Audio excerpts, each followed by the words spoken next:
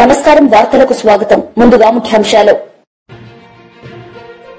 బంగ్లాదేశ్లో ఇస్కాన్ ప్రచారకుడు చిన్మయ్ కృష్ణదాస్ అరెస్ట్ను ఖండించిన AP deputy CM Pawan Kalyan అక్రమ అరెస్టుపై కలిసికట్టుగా పోరాడదామని పిలుపు.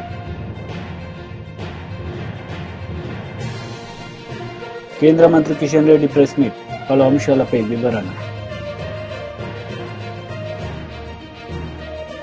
దేశ అంచనాలు అవసరాలను రాజ్యాంగం తీర్చిదిద్దిందని ప్రజలకు మార్గదర్శకంగా నిలుస్తుందని ప్రధాని నరేంద్ర మోదీ అన్నారు. సుప్రీంకోర్టులో నిర్వహించిన రాజ్యాంగం 75వ వార్షికోత్సవాల్లో ప్రధాని పాల్గొన్నారు. భారతదేశం భారీ మార్పు వైపు వెళ్తుందని రాజ్యాంగం అందుకు మార్గాన్ని చూపుతుందని వివరించారు. साथियों, हमारा संविधान हमारे वर्तमान और हमारे भविष्य का मार्गदर्शक है. बीते 75 वर्षों में देश के सामने जो भी चुनौतियां आई हैं, हमारे संविधान ने हर उस चुनौती का समाधान करने के लिए उचित मार्ग दिखाया है. इसी कालखंड में आपातकाल जैसा समय भी आया और हमारे संविधान ने लोकतंत्र के सामने आई इस चुनौती का भी सामना किया. हमारा संविधान देश की हर जरूरत, हर अपेक्षा पर खरा उतरा है. संविधान से मिली इस शक्ति की वजह से ही आज जम्मू कश्मीर में भी बाबा साहब का संविधान पूरी तरह लागू हुआ है. आज हर देशवासी का एक ही ध्येय है, विकसित भारत का निर्माण. विकसित भारत का मतलब है जहां देश के हर नागरिक को एक क्वालिटी ऑफ लाइफ मिल सके, डिग्निटी ऑफ लाइफ मिल सके. ये सामाजिक न्याय, सोशल जस्टिस का भी बहुत बड़ा माध्यम है. కేంద్ర మంత్రి కిషన్ రెడ్డి మీడియా సమావేశం నిర్వహించారు. ఈ సందర్భంగా పలు అంశాలపై ఆయన మాట్లాడారు. రాజకీయపరమైనటువంటి ఆరోపణలు ప్రత్యారోపణల నేపథ్యంలో తెలంగాణ నష్టపోతా ఉంది. తెలంగాణ ఈరోజు గతంలో ఉన్నటువంటి టీఆర్ఎస్ పార్టీ కారణంగా, ఈరోజు అధికారంలో ఉన్నటువంటి కాంగ్రెస్ పార్టీ కారణంగా రాష్ట్రము నష్టపోతుంది తప్ప, రాష్ట్రంలో ఉన్నటువంటి రాజకీయ వ్యవస్థ భ్రష్టు పడుతుంది తప్ప ఏమాత్రం మార్పు రాలేదు. అది ఎమ్మెల్యేల పార్టీ ఫిరాయింపుల నుంచి మొదలు పెడితే, వ్యక్తిగత దాడుల నుంచి చూపిస్తే, అసాధ్యమైనటువంటి విషయాల్లో సాధ్యాసాధ్యాలు చూడకుండా ప్రజలను మభ్యపెట్టే విషయంలో కూడా ఈరోజు రెండు పార్టీలకు తేడా లేదు. ఈ రెండు పార్టీలు ఒకటే. ఈరోజు గతంలో కాంగ్రెస్ పార్టీ రాజశేఖర్ గారు ఉన్నప్పుడు టీఆర్ఎస్ ఎమ్మెల్యేలను చేర్చుకున్నాడు. కేసీఆర్ ముఖ్యమంత్రి అయిన తర్వాత కాంగ్రెస్ ఎమ్మెల్యేలను చేర్చుకుని మంత్రి పదవులు చేశారు. ఈరోజు మళ్లీ కాంగ్రెస్ పార్టీ అధికారంలోకి వచ్చిన తర్వాత రేవంత్ రెడ్డి గారు టీఆర్ఎస్ ఎమ్మెల్యేలను చేర్చుకుని పార్టీ ఫిరాయింపుల చట్టానికి తూట్లు పొడుస్తూ ప్రజాభిప్రాయాన్ని పూర్తిగా కాలరాచేటువంటి ప్రయత్నం చేస్తాం.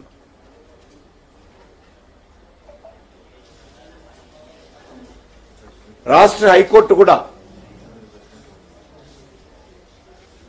ఈ విషయంలో స్పీకర్ గారికి సలహా ఇవ్వడం జరిగింది, సకాలంలో సరైన నిర్ణయం తీసుకోవాలని. కానీ ఆ విషయంలో ఏ రకమైన నిర్ణయం ఇంతవరకు స్పీకర్ గారు తీసుకోవడం లేదు. చాలా నిస్సిగ్గుగా కాంగ్రెస్ పార్టీ నుంచి గెలిచినటువంటి ఎమ్మెల్యేలు గతంలో టీఆర్ఎస్ ప్రభుత్వంలో మంత్రులుగా చేశారు, కనీసం రాజీనామా చేయకుండా. ఈరోజు టీఆర్ఎస్ తో గెలిచినటువంటి ఎమ్మెల్యేలు ఎమ్మెల్యే పదవికి రాజీనామా చేయకుండానే ఎంపీలుగా పోటీ, కాంగ్రెస్ తరఫున ఎంపీలుగా పోటీ చేసినటువంటి పరిస్థితి. ఇంతకంటే సాక్ష్యాలు ఏం కావాలి ఇంకా స్పీకర్ గారికి కానీ కోర్టుకు కానీ? కాబట్టి ఈ విషయంలో ఈ స్పీకర్ గారు నిర్ణయం తీసుకోవాల్సిన వస్తుంది. ఈ రోజు వరకు కూడా అసెంబ్లీ రికార్డుల్లో టీఆర్ఎస్ ఎమ్మెల్యేలుగా నమోదైనటువంటి వాళ్ళు మొన్న జరిగినటువంటి పార్లమెంట్ ఎన్నికల్లో కాంగ్రెస్ అభ్యర్థులుగా పోటీ చేశారు. ఇంకా రికార్డ్స్ ఏం కావాలి? ఇంకా ఎక్కడున్నది చట్టం? కాబట్టి ఆ దిశలో ఈ రెండు పార్టీలకు ఏమాత్రం తేడా లేదు. భారతీయ జనతా పార్టీ తరఫున కాంగ్రెస్ పార్టీ వైఫల్యాల మీద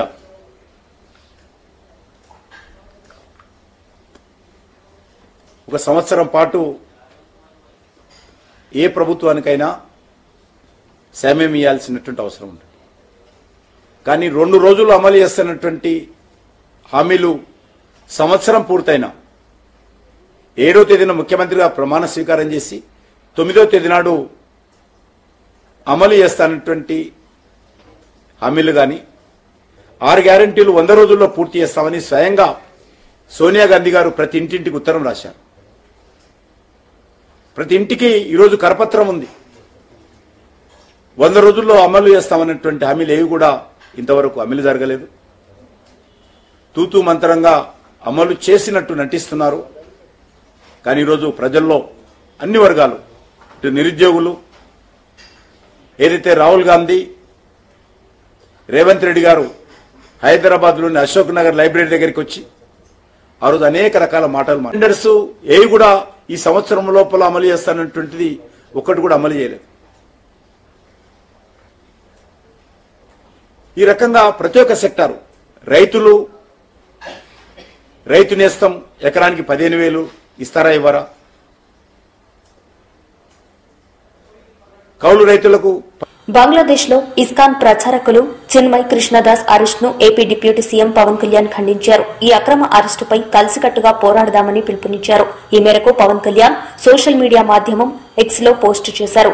లేచి మాట్లాడతారు. అలాంటిది మన పక్క దేశం అయిన మన నేబరింగ్ కంట్రీ బంగ్లాదేశ్లో హిందువుల మీద ఊచకోత జరుగుతూ ఉంటే, దాడులు జరుగుతూ ఉంటే బేసిక్గా భారతదేశం సమాజంలో స్పందించదు.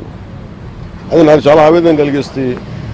ఇండియన్ ఆర్మీ అంటే ప్రతి దేశంలో ప్రతి రాష్ట్రంలోని సైనికుడు ఉంటారు. అక్కడ వాళ్ళ రక్తాలు దారబోస్తే తప్ప, వాళ్ళ ప్రాణాలు కోల్పోతే తప్ప ఈ రోజున బంగ్లాదేశ్ విమోచన జరగలేదు. షేక్ ముజిబుర్ రెహమాన్ ఆయన ప్రభుత్వం స్థాపించలేకపోయింది. ఇది ఎక్కడో చోట అందరం కలిసికట్టుగా మాట్లాడాలి. ఈ భయాలన్నీ వదిలేసి ఎక్కడ పాలస్తీనాలో జరిగినప్పుడు ఒక ఎకో సిస్టమ్ అందరూ బలంగా వచ్చి నిలబడ్డప్పుడు మీరు బంగ్లాదేశ్లో హిందువులను ఊచకోత జరుగుతుంటే ఎవరు ఎందుకు మాట్లాడరు? అందుకని అది నేను మాట్లాడడం స్టార్ట్ చేశాను. I think it is our fundamental, ఇది మన ప్రాథమిక బాధ్యత. ప్రతి ఒక్క భారతీయ పౌరుడు దీని గురించి మాట్లాడాలి. కూటమి ప్రభుత్వం అధికారంలోకి వచ్చి 6 నెలలు కావస్తోంది. రాష్ట్రంలో లక్షలాది మంది విద్యార్థులు, వారి తల్లిదండ్రులు తీవ్ర ఆందోళనలో ఉన్నారు. కూటమి ప్రభుత్వం ఫీజు రియంబర్స్మెంట్ చెల్లించకుండా విద్యార్థుల జీవితాలతో చెలగాటమాడుతుందని వైఎస్ఆర్సీపీ మాజీ ఎమ్మెల్యే వై విశ్వేశ్వరరెడ్డి మండిపడ్డారు. కోర్సులు పూర్తి చేసుకున్న విద్యార్థులకు కాలేజీల యాజమాన్యాలు సర్టిఫికెట్స్ ఇవ్వడం లేదని అనేక ఫిర్యాదులు వస్తున్నాయి. ప్రభుత్వం వెంటనే బకాయిలు చెల్లించాలని డిమాండ్ చేశారు. బుధవారం విశ్వేశ్వరరెడ్డి మీడియాతో మాట్లాడారు. హాస్టళ్లలో పరిస్థితులు ఎట్లుంటాయనేటువంటిది ఈరోజు అర్థమవుతోంది. కాలేజెస్ ఓపెన్ చేసి ఇన్ని నెలలు కావస్తున్నా కూడా హాస్టల్స్లో ప్రారంభంలోనే దుప్పట్లు కానీ, కార్పెట్స్ కానీ, టవల్స్ కానీ, అదేవిధంగా ట్రంక్ పెట్టెలు కానీ, బుక్స్ ఇవన్నీ కూడా ఇచ్చేవాళ్ళు. కానీ ఈరోజు చలి ముంచుకొచ్చినా కూడా ఈరోజు కూడా సాంఘిక సంక్షేమ హాస్టల్స్, గురుకుల హాస్టల్స్లో ఇవేవి ఇవ్వడం జరగల. మెస్ ఛార్జీలు, కాస్మెటిక్ ఛార్జెస్ అన్నీ కూడా 5 నెలలుగా ₹1 కూడా విడుదల చేయకుండా ఈ ప్రభుత్వం బకాయిలు పెట్టింది. ఈరోజు స్పష్టంగా తేడా కనిపిస్తూ ఉంది. జగన్మోహన్ రెడ్డి గారు ముఖ్యమంత్రిగా ఉన్నప్పుడు విద్యారంగం పైన అత్యంత శ్రద్ధ తీసుకున్నారు. విద్య అనేటువంటిది దేశ నిర్మాణంలో చాలా ప్రధానమైనటువంటిదని భావించి చాలా మానవతా దృక్పథంతో జగన్మోహన్ రెడ్డి గారు 73,000 కోట్ల రూపాయల రాష్ట్రంలో 5 సంవత్సరాల్లో ఖర్చు పెట్టడం జరిగింది. జగన్ గారు మెనూకు సంబంధించి గంటలు గంటలు కూర్చునేవాడు వాళ్ళ దగ్గర. మెనూ ఏది అయితే బాగుంటుందని మెనూలో చాలా పౌష్టికాహారాన్ని ఇచ్చేటువంటి మార్పులను రుచికరంగా విద్యార్థులు మధ్యాహ్న భోజనాన్ని తీసుకునేటటువంటి మార్పులన్నీ కూడా జగన్మోహన్ రెడ్డి గారు ముఖ్యమంత్రిగా ఉన్నప్పుడు చేపట్టడం జరిగింది. దీని వెనక ఒక కన్సర్న్ స్పష్టంగా కనిపిస్తుంది. విద్యార్థుల పట్ల, పర్టికులర్గా పేద విద్యార్థుల పట్ల, గిరిజన విద్యార్థులు, ఎస్సీ బీసీ విద్యార్థులు వాళ్ళ భోజనాల పట్ల, వాళ్ళ చదువు విషయంలో, వాళ్లకు బట్టలు ఇవ్వడంలో కానీ, వాళ్ళకు బుక్స్ ఇవ్వడంలో కానీ, వాళ్ళకు బ్యాగ్స్ ఇవ్వడంలో కానీ అన్నింటిలో కూడా జగన్మోహన్ రెడ్డి గారి ప్రభుత్వం అత్యంత శ్రద్ధ తీసుకుందనేటువంటిది మనం అనుభవంతోనే చూసినాం. ఈరోజు జగన్మోహన్ రెడ్డి గారు ప్రవేశపెట్టిన విద్యారంగంలో విప్లవాత్మక సంస్కరణలు అనేకాన్ని ఈరోజు జగన్మోహన్ రెడ్డి గారి పట్ల ఉన్నటువంటి వ్యతిరేకతతో ఈ ప్రభుత్వం కంటిన్యూ చేయడానికి ఇష్టపడ్డంలా. ఈరోజు స్కూల్స్లో ఇంగ్లీష్ మీడియం దాదాపుగా రద్దయిపోయింది. CBSE syllabus, IB syllabus, Byju's content ఇచ్చేటువంటివి అన్నింటిని కూడా ఈ ప్రభుత్వం పక్కన పెట్టేసింది, నీరు గార్చేసింది. వీటి వల్ల ఏ సంస్కరణలు అయితే విద్యారంగానికి అత్యంత అవసరమని తీసుకొచ్చాడో జగన్ గారు, వాటన్నింటినీ ఈరోజు తిరోగమన దిశ పట్టించినారు. ఇదేదో జగన్ గారు తనొక్కడే వేసింది కాదు, ఇది చాలా నిష్ణాతులైనటువంటి విద్యావేత్తల్ని, సామాజిక శాస్త్రవేత్తల్ని, వీళ్ళందరి సలహాలు తీసుకొని ఈ మార్పులన్నీ జగన్మోహన్ రెడ్డి గారు తీసుకొచ్చినారు. ఈరోజు ఉన్నత విద్యారంగానికి సంబంధించి కూడా రాష్ట్రంలో ఈ ప్రభుత్వం వచ్చిన తర్వాత దాదాపు 18 యూనివర్సిటీలకు వైస్ ఛాన్సలర్ను తొలగించి ఒక్కరిని కూడా నియమించినటువంటి పాపాన పోలా. చివరికి ఉన్నత విద్యా కమిషన్కు చైర్మన్ కూడా ఈరోజు వరకు ఏర్పాటు చేయకపోవడం అనేటువంటిది అత్యంత శోచనీయమైనటువంటి విషయం. విద్యను నిర్లక్ష్యం చేస్తున్నారు. అందుకనే ఈరోజు ఏదో జగన్ గారు ఒక ప్రకటన చేస్తేనే దానిపైన ఎదురుదాడి చేసేటువంటి ఈ ప్రభుత్వం మొన్ననే విద్యార్థులు రాష్ట్ర వ్యాప్తంగా కూడా కలెక్టరేట్ల ముట్టడి లాంటి కార్యక్రమాలు చేశారు. అన్ని కేంద్రాల్లో కూడా పెద్ద పెద్ద తెలంగాణ భవన్లో బీఆర్ఎస్ లీడర్ మీడియా సమావేశం నిర్వహించారు. ఈ సందర్భంగా ఆయన మాట్లాడారు. ఫాస్ట్ ట్రాక్ ప్రాజెక్ట్ అంటే ఒక సబ్ డివిజన్ ప్రత్యేకంగా ఏర్పాటు చేయాలి. అసలు ఒక సబ్ డివిజన్ ఏర్పాటు చేయలేదు. దురదృష్టం ఏంటంటే దీనికి 2 నెలల నుంచి ఎస్సీనే లేడు. ఎస్సీ ఆ ప్రాజెక్టుకి ఎస్సీనే లేడు ఇప్పటి వరకు. 2 నెలలు అయింది. ఇసుక కావాలని దాదాపు ఎప్పటి నుంచో అడిగితే నిన్న ఇసుకకు ఆర్డర్ ఇచ్చిండ్రు. ల్యాండ్ అక్విజిషన్ జరగలేదు. ఇప్పటి వరకు ల్యాండ్ అక్విజిషన్కు ఆ ఊసే లేదు. అక్కడ ఏమీ పని జరుగుతలేదు. దీన్ని ఆ రోజు నేను ఎమ్మెల్యేగా ఉన్నప్పుడు పూర్తి ఫారెస్ట్ క్లియరెన్స్లు తీసుకొచ్చి ఇచ్చిన, ఎన్విరాన్మెంటల్ క్లియరెన్స్ తీసుకొచ్చి ఇచ్చినాం, సెంట్రల్ వాటర్ కమిషన్ నుంచి అన్ని పర్మిషన్లు తీసుకొచ్చి పెట్టినాం. కేసీఆర్ గారు 2వ టర్ములో పెద్ద కాళేశ్వరానికి మొదటి ప్రాధాన్యం ఇవ్వడం వలన ఇది కొంత వెనుక పడిపోయింది. నేను 2వసారి ఎమ్మెల్యేగా కూడా లేకపోవడం. ఇవాళ ఈ ప్రభుత్వం వచ్చినాక మంత్రి ఎమ్మెల్యే ప్రజలను 5 సార్లు మోసం చేసి గెలిచిండు. 5 సార్లు మోసం చేసి గెలిచిండు. ఇదే మంత్రి ఎమ్మెల్యే 420 హామీలు రాసిండు మేనిఫెస్టోలో. ఈ రాష్ట్రాన్ని మోసం చేయడానికి సిద్ధపడినటువంటి ఎమ్మెల్యేకు ఇవాళ ఇక్కడి నుంచి హైదరాబాద్ కేంద్రంగా సపోర్ట్ చేస్తూ ఉంటే అసలు ప్రజాస్వామ్యం ఎటుపోవాలి? ప్రజలకు తప్పుదో పట్టించేటువంటి పత్రికలు ఉండడం దురదృష్టకరం. నిజంగా 571 కోట్లు ఎవరు అడిగినరు, ఎవరిస్తా అన్నారు? ఒకవేళ ఇస్తా అంటే ఎందుకు ఇస్తారో పత్రికలు దాన్ని అన్వేషించి రాయాల్సినటువంటి పత్రికలు, టీవీలు గగ్గోలు పెడతా ఉన్నారు. ఇవాళ మంత్రి ప్రాంతంలో 571 కోట్లు తీసుకొస్తా ఉంటే మంత్రి ఎమ్మెల్యే సస్యశ్యామలం కాబోతుంది, అద్భుతం జరగబోతుంది అని ఈ విధంగా అక్కడ ప్రచారం జరుగుతున్నది. 571 కోట్లు ఎందుకు అవసరం అవుతున్నాయి, ఏం డీవియేషన్స్ వచ్చినాయి అని వాళ్ళ అన్వేషించాల్సినటువంటి పేపర్లు, టీవీలు దాన్ని అన్వేషించకుండా ఒక వ్యక్తికి ఇంత వారికి వత్తాసు పలకడం నిజంగా దురదృష్టకరం. ఇప్పటికైనా కూడా దీన్ని గమనించాలి. కాంగ్రెస్ పార్టీ వాళ్ళ ప్రతి దాన్ని భూతత్వంలో పెట్టి చూస్తుంది కదా. కాళేశ్వరం పిల్లరెట్లా కూలిపోయింది, దీంట్లో అవినీతి జరిగింది అంటున్నది కదా కాంగ్రెస్ ప్రభుత్వం. ఇవాళ మంత్రిని నియోజకవర్గంలో గల చిన్న Kaleshwaram project Beerasagar pump house 2 సార్లు మునిగిపోయింది. ఇవాళ వీళ్ళు అంటారు కదా పెద్ద కాళేశ్వరం అవసరం లేదని. ఒకవేళ మేడిగడ్డ ప్రాజెక్టే లేకపోతే ఒక్క పంటకు తప్ప రెండో పంటకు నీళ్లు రావు ఈ చిన్న కాళేశ్వరం ప్రాజెక్టు నుంచి. మేడిగడ్డ ప్రాజెక్టు కాళేశ్వరం ప్రాజెక్టు ఉంటేనే ఇది 3 పంటలకు నీళ్ళు వచ్చే అవకాశం ఉన్నది. నిజంగా పెద్ద కాళేశ్వరం మంత్రి నియోజకవర్గానికి ఈ చిన్న కాళేశ్వరం అనుసంధానం అయితే అద్భుతం జరుగుతుంది. 25,000 ఎకరాలకి ఆ రోజు అనుకున్నారు. దీన్ని మేము 45,000 ఎకరాలకు ప్రతిపాదన చేసినాం. మేము వచ్చిన తర్వాత అనేక కార్యక్రమాలు మేము వచ్చిన తర్వాత చేసినాం.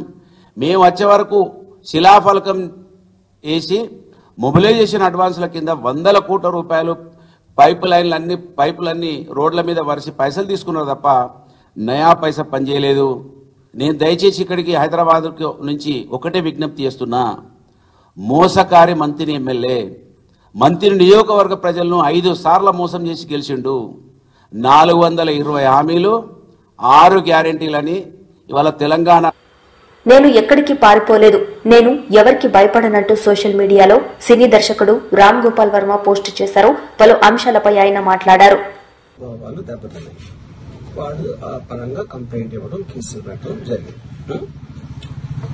ఇక్కడ పాయింట్ 1 ఎవరి మీద అయితే నేను పెట్టానని వాళ్ళు చెప్తున్నారో వాళ్ళకి ఎవరో థర్డ్ పార్టీ అసలు సంబంధం లేనివాడు.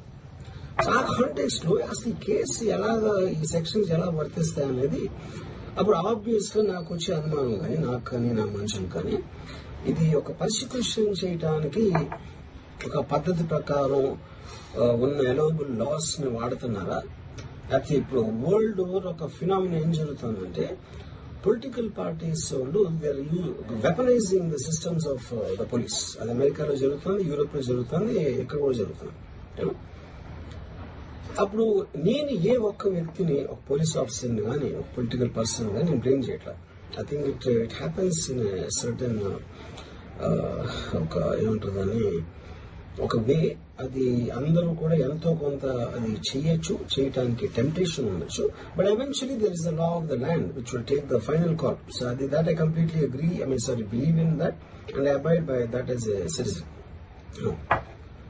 సో ఇప్పుడు ఇక్కడ జరిగింది ఏంటి, నాకు ఒక నోటీస్ వచ్చింది, నేను ఒక రిప్లై ఇచ్చాను, ఫలానా చోట ఫలానా తారీఖు నేను వస్తాను. అప్పటికి నాకు జరుగుతున్న పని ఒక ఆన్గోయింగ్ స్కెడ్యూల్ ఉంది కాబట్టి, నాకు ఫిల్మ్ వర్క్ ఉంది కాబట్టి అవ్వలేదు. అండ్ ఇట్ ఈస్ వేరే ప్రొడ్యూసర్ చేస్తాను, ఆ ప్రొడ్యూసర్ కి నష్టం వస్తుంది కాబట్టి నేను మళ్ళీ టైం అడిగాను. ఇదేంటి కేసు, ఇదేం అర్జెంట్ కేసు అంటే 1 year తర్వాత ట్వీట్ చూసిన అతనికి 1 week లో అన్ని అయిపోవాలని ఏమన్నా మీనింగ్ ఉంటుంది అసలు దానికి? So which basically means it is being done for purposes other than the urgency of the case. If the urgency of the case అంటే మీరు మర్డర్లు గేడర్లు ఎన్ని జరిగి సంవత్సరాలు తీసుకుని ఏదో మేము ఏదో ఒక ట్వీట్ పెట్టిన ఎలిగేషన్ ఏదో హుటాహుటిగా మీరు అక్కడి నుంచి పోలీసులు వచ్చేసి అలా చేసి ఇప్పుడు ఇంకోటి ఏంటంటే ఫస్ట్ ఆఫ్ ఆల్ నాకు పోలీసులు అరెస్ట్ చేయడానికి వచ్చారు లేదో కూడా నాకు సరిగ్గా తెలియదు. ఎందుకంటే they didn't say it in so many words. మీడియాలో కూడా ఎక్కడ చూడలేదు ఆ విషయం, అంత మీడియా స్పెక్యులేషన్ తప్పిస్తే అది నేను చూడలేదు. బట్ ఇందాక నేను చెప్పిన కారణాల మూలన కోఇన్సిడెంటల్ గా వేరే వాళ్ళు అన్ని చోట్ల నుంచి వచ్చేస్తున్నారు అది ఇది అన్నప్పుడు ఐ డోంట్ వాంట్ నా టైం వేస్ట్, నా వర్క్ వేస్ట్, నా వర్క్ ప్రెషర్ ఉన్న దాని మూలన I wanted to take the assistance of judicial because that is the final say in a democratic system కాబట్టి. సో అది దానికోసం దిస్ ఇస్ వాట్ హ్యాపెన్. ఇప్పుడు ఇక్కడ ముఖ్యంగా మనం గమనించాల్సింది ఏంటంటే ఇప్పుడు ఏదో ఒక ట్వీట్ పెట్టాడు, లేకపోతే ఒక మీమ్, ఒక కార్టూన్, ఒక జోకో, లేకపోతే ఒక హార్డ్ ఒపీనియన్, దానికోసం కేసులు పెట్టే ఆస్పెక్ట్ అనేది సీరియస్ గా తీసుకుంటే 100 కోట్ల ఇండియన్ జనాభాలో నాకు తెలిసి 50 lakhs మీద కేసులు పెట్టారు. BJP leader Boora Narsaiah Goud media సమావేశం నిర్వహించారు. ఈ సందర్భంగా ఆయన సీఎం రేవంత్ రెడ్డిపై మండిపడ్డారు. 2,500 రూపాయలు జాడ లేదు. 500కు గ్యాస్ సిలిండర్ అడిగే దిక్కు లేదు. ఉచిత బస్సు ప్రయాణం అరకొరగా నడిచినా ఆ భారమంతా మోసేది ఆర్టీసీ కార్పొరేషన్. కానీ ఇప్పటి వరకు దాదాపు 3,000 కోట్ల రూపాయలు ఆర్టీసీకి బకాయిలుంటే 300 కోట్లు కూడా ఇచ్చినటువంటి దాఖలాలు ఈ ప్రభుత్వానికి లేదు. రైతు భరోసా మీకు తెలుసు, కొండ నాలుక మందేస్తే ఉన్న నాలుక ఊడిందని మాకు తెలంగాణలో సామెత అయింది. రైతు భరోసా 15,000 దేవుడేరు కానీ ఉన్న 10,000 పోయింది. ఎక్సెప్ట్ ప్రధానమంత్రి గారు ఇచ్చే కిసాన్ సమ్మాన్ నిధి తప్పితే తెలంగాణ ప్రజలు గత 3 కార్లు ఆల్మోస్ట్ యాసంగి అయిపోయింది, వర్షాకాలం అయిపోయింది, మళ్ళీ యాసంగి వస్తుంది, ఇంతవరకు రైతు బంధు ఊసలేదు. అదేవిధంగా ఏదైతే రైతు కూలీలకు కానీ కౌలు రైతులకు ఆ దేవుడెరుగు, ఉన్న రైతులకే లేదు. గృహజ్యోతి పేరుకు ఉచిత కరెంటు, దాదాపు సర్ఛార్జీలని, ఇండైరెక్ట్ ఛార్జీలని, యూసర్ ఛార్జీలని, గతంలో 500 వచ్చే బిల్లు ఈరోజు మధ్యతరగతికి 1,000 రూపాయలు వస్తుందనేది అతిశయోక్తి కాదు. ఆ బిల్లులు చూస్తే మీ అందరికీ తెలుసు. ఇందిరమ్మ ఇళ్ళు ఇప్పుడు అందరి మంత్రులకు వాళ్ళకు ఉపదేశం చేశారు. ఒక మంత్రి సంక్రాంతి అంటే ఇంకో మంత్రి ఉగాది అంటాడు, ఇంకో మంత్రి దసరా అంటే ఇంకో మంత్రి దీపావళి అంటారు. మీరు చూస్తున్నారు కదా రుణమాఫీ గురించి. ఇక రుణమాఫీ గురించి అయితే మీకు చెప్పనక్కర్లే. ఈవెన్ 20 to 30% ఆఫ్ ద రైతులకు ఇంతవరకు రుణమాఫీ కాలేదు. పార్లమెంట్ ఎన్నికల ఈవెన్ భువనగిరిలో కూడా వచ్చి సాక్షాత్తు లక్ష్మీ నరసింహస్వామి మీద ఒట్టేసి చెప్పడం జరిగింది.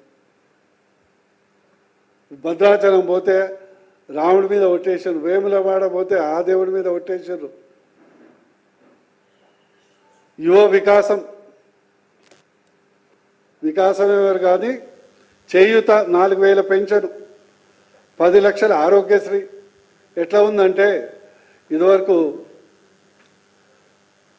తెలుగులో సామెత ఉంది, తినడానికి మెతుకు లేదు కానీ మీసాలకు సంపగింది ఉంది అన్నట్టు. ఈరోజు దురదృష్టం ఎట్లయిపోయిందంటే గతంలో ప్రభుత్వం ఏమి చేయకున్నా తెలంగాణ రాష్ట్రంలో 10 నుంచి 15 లక్షల కుటుంబాలు రియల్ ఎస్టేట్ చేసుకొని బతికే.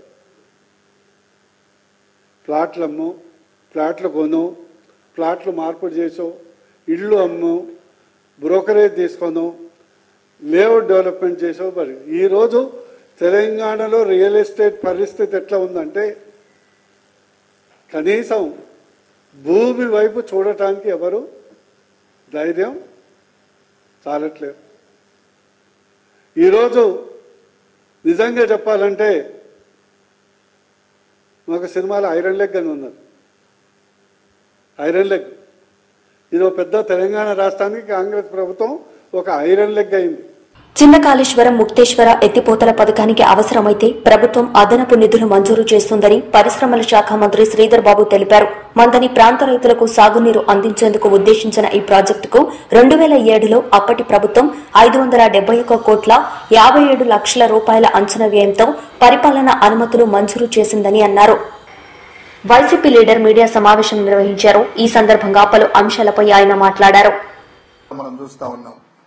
ఇదే నాయకులు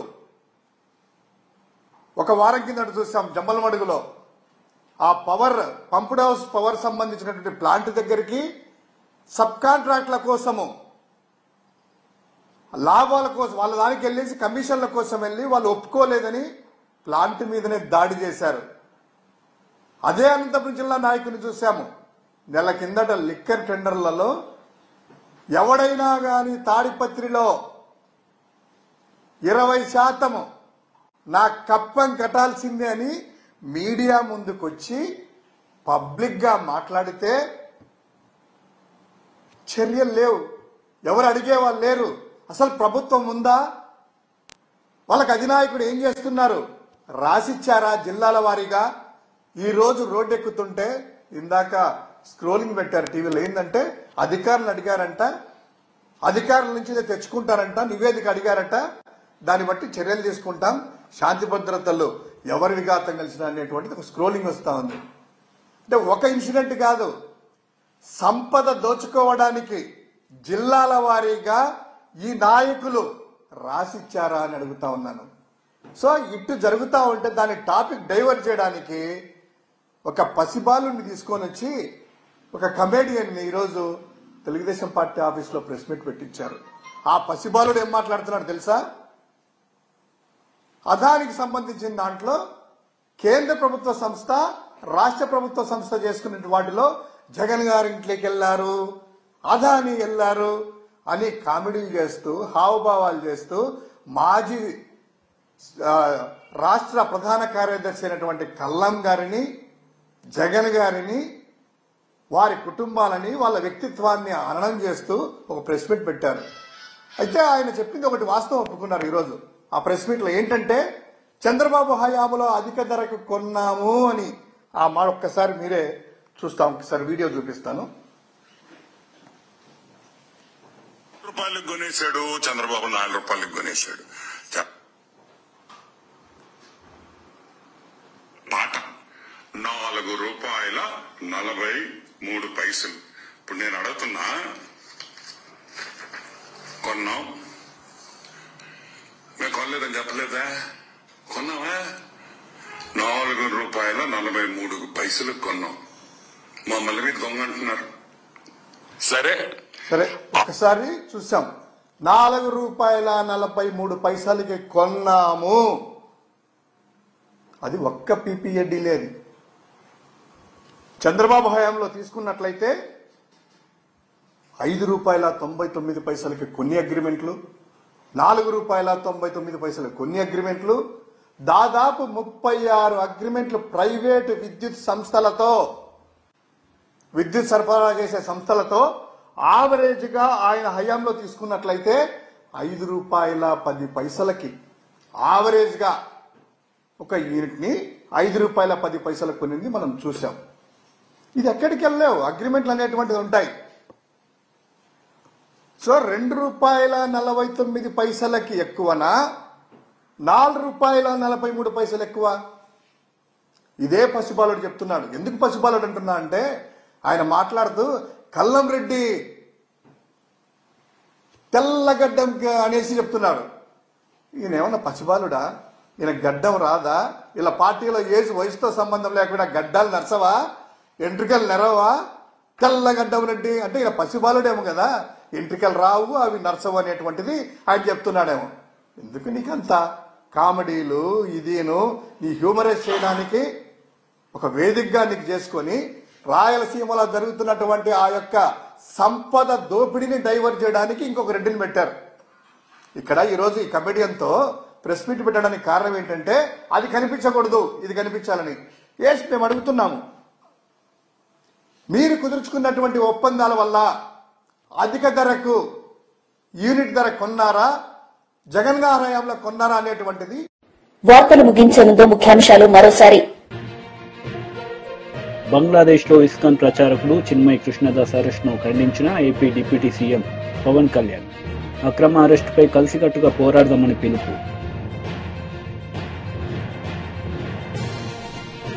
కేంద్ర మంత్రి కిషన్ రెడ్డి ప్రెస్ మీట్, పలు అంశాలపై వివరణ. ఈ వార్తలు ఇంతటితో సమాప్తం. తిరిగి ప్రసారమయ్యే వార్తల్లో మళ్లీ కలుద్దాం. అంతవరకు సెలవు. నమస్తే.